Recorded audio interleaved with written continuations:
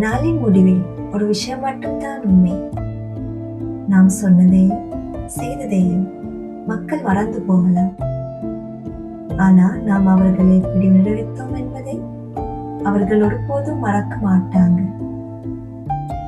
வாழ்க்கையில் பெரிய விஷயங்கள் தான் முக்கியம் என்று நாம் நினைப்போம்.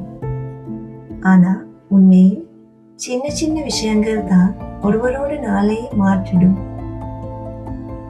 ஒரு சிரிப்பு, ஒரு நல்ல வார்த்தை, கொஞ்சம் கருணை, இதெல்லாம் சாதாரணமா தோன்றலாம். ஆனா சிலருக்கு இது பெரிய ஆறுதலாக இருக்கலாம். அதனால எங்க போனாலும் ஒரு நல்ல உணர்வை விட்டு செல்லுங்க.